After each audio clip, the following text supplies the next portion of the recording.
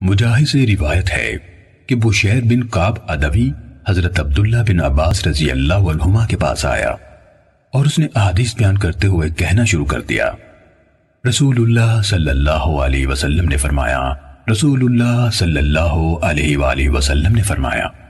حضرت ابن عباس رضی اللہ عنہما نے یہ رویہ رکھا کہ نہ اس کو دھیان سے سنتے تھے نہ اس کی طرف دیکھتے تھے۔ وہ کہنے لگا، اے ابن عباس، میرے ساتھ کیا معاملہ ہے؟ مجھے نظر نہیں آتا کہ آپ میری بیان کردہ حدیث سن رہے ہیں۔ میں آپ کو رسول اللہ صلی اللہ علیہ وآلہ وسلم سے حدیث سنا رہا ہوں اور آپ سنتے ہی نہیں۔ حضرت ابن عباس رضی اللہ عنہ نے فرمایا، ایک وقت ایسا تھا کہ جب ہم کسی کو یہ کہتے سنتے، رسول اللہ صلی اللہ علیہ وسلم نے فرمایا، تو ہماری نظریں فوراً اس کی طرف اڑ جاتی اور ہم کان لگا کر غور سے اس کی بات سنتے۔ پھر جب لوگوں نے بلا تمیز ہر مشکل اور آسان پر سواری شروع کر دی تو ہم نے لوگوں سے کوئی حدیث قبول نہ کی سوائے اس حدیث کے جسے ہم جانتے تھے۔ صحیح مسلم حدیث نمبر 21۔ ابن ابی ملائکہ سے روایت ہے، کہا، میں نے حضرت عبداللہ بن عباس رضی اللہ عنہما کی طرف لکھا اور ان سے درخواست کی کہ وہ میرے لیے ایک کتاب لکھیں اور جن باتوں کی صحت میں مقال ہو یا جو نہ لکھنے کی ہوں وہ باتیں مجھ سے چھپا لیں۔ انہوں نے فرمایا، لڑکا خالص احادیث کا طلبکار ہے، میں اس کے لیے حدیث سے متعلق تمام معاملات میں صحیح کا انتخاب کروں گا اور موضوع اور گھڑی ہوئی احادیث کو ہٹا دوں گا۔ کہا، انہوں نے حضرت علی رضی اللہ عنہ کے فیصلے منگوائے اور ان میں سے چیزیں لکھنی شروع کی، اور یہ ہوا کہ کوئی چیز گزرتی تو فرماتے، بخدا یہ فیصلہ حضرت علی رضی اللہ عنہ نے نہیں کیا سوائے اس کے کہ خدا نخواستہ وہ گمراہ ہو گئے ہوں، جبکہ ایسا نہیں ہوا۔ صحیح مسلم حدیث نمبر 22۔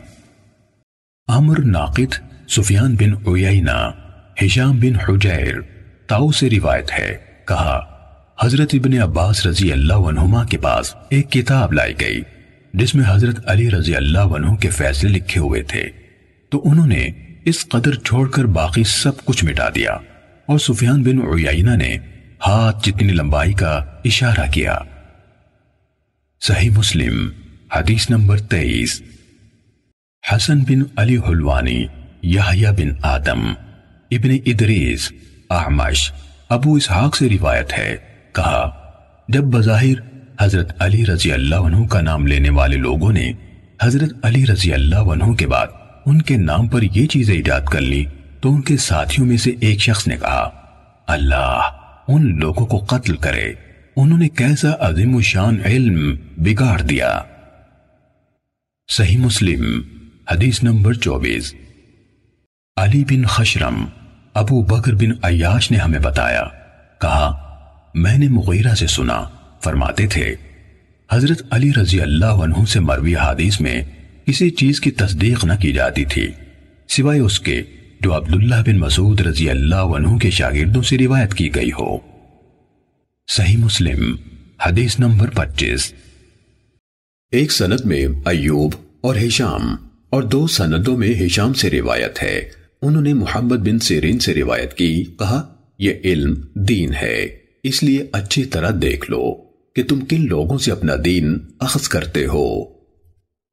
صحیح مسلم حدیث نمبر 26۔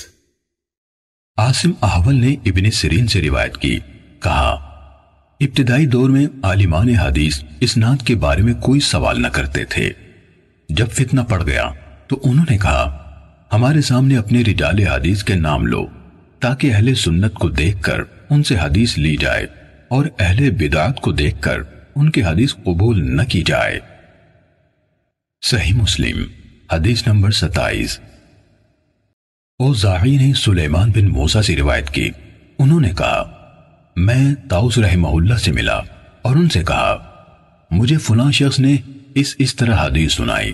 انہوں نے کہا، اگر تمہارے صاحب یعنی استاد پوری طرح قابل اعتماد ہیں تو ان سے اخذ کر لو۔ صحیح مسلم حدیث نمبر 28۔ سعید بن عبدالعزیز نے سلیمان بن موسیٰ سے روایت کی، انہوں نے کہا، میں نے طاؤس رحمہ اللہ سے عرض کی، فلاں نے ان الفاظ سے مجھے حدیث سنائی۔ انہوں نے کہا، اگر تمہارے صاحب ثقاہت میں بھرپور ہیں تو ان سے اخذ کر لو۔ صحیح مسلم حدیث نمبر 29۔ عبد الرحمن بن ابی زناد نے اپنے والد سے روایت کی، کہا، میں مدینے میں 100 اہل علم سے ملا جو دین میں تو محفوظ و معمون تھے، لیکن ان سے حدیث اخذ نہیں کی جاتی تھی۔ کہا جاتا تھا یہ اس علم کے اہل نہیں۔ صحیح مسلم حدیث نمبر 30۔